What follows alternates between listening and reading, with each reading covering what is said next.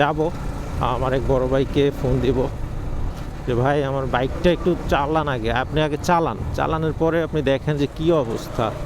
যদি মনে হয় যে না বাইকের সমস্যা বেশি, তাহলে আজকের মধ্যে ভাই আমি সময় দিতে পারবো না, আজকের মধ্যে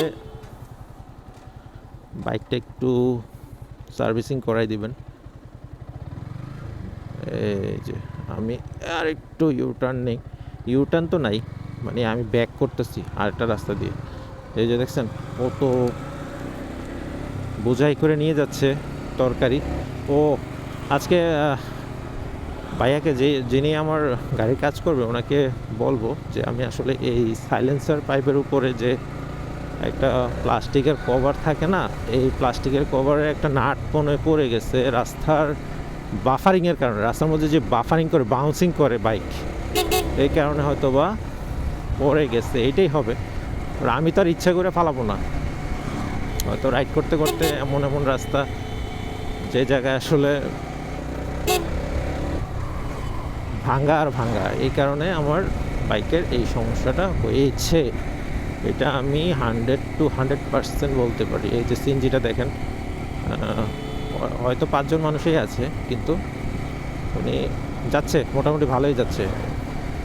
তো আমি ওনাকে ওভারটেক করবো যে আমার ওই সাহসটা পাচ্ছি না, কারণ উনি যে কোনো সময় আবার ডাইনে বামে মোড় দিতে পারে, কারণ সামনে অটো থাকে, তো অটো তার জোরে চালাতে পারে না। তো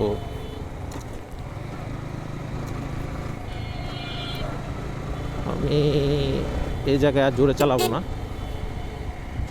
আমি আস্তে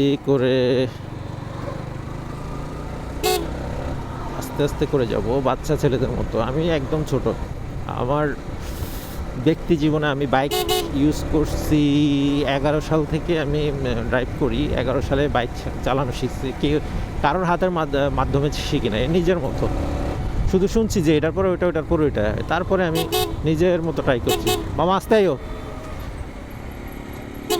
হ্যাঁ সাবাস, পারফেক্ট, অস্থির অস্থির অস্থির অস্থির, হ্যাঁ কোনো ইন্ডিকেটার নাই, সাবাস মামা সাবাস, পারফেক্ট একটা কাজ করছো ভাই। আমি তো ইন্ডিকেটার দিয়ে ছোটো মানুষ, তো ইন্ডিকেটার দেওয়া লাগে, এখন বন্ধ করছি। এই যে এই তো আস্তে আস্তে যাইতে হইব, কারণ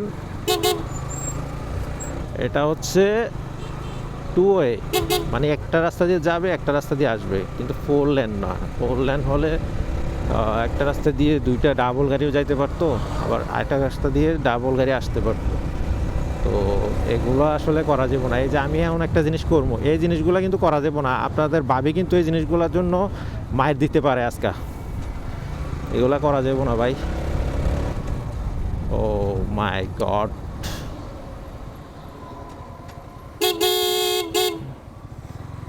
এই মোড়টা অনেক ডেঞ্জারাস। এই যে কাকা নিজের মতো আটতাছে, মাশাল্লাহ অস্থির একটা পাওয়ার লয়ে আটতাছে, পিছনে মনে হইতাছে কিছু একটা লয়া বয়ে রয়েছে। ও মা, আমি ডরাইছি ভাই।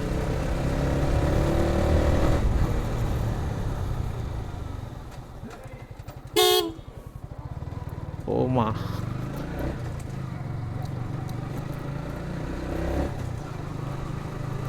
এইসব রাস্তার মধ্যে জোরে চালাইলে গাড়ির 3 নম্বর বাইরে যাবো, মানে বাড়ির 12টা বাজে যাবো। কি কই আজকে ভুলভাল কথা, আপনারা সবাই ক্ষমার দৃষ্টিতে দেখবেন। আসলে আঞ্চলিকতা এসে যায় তো। ও মা গো, সামনে তো একটা প্লাস্টিক মনে হইতেছে। ও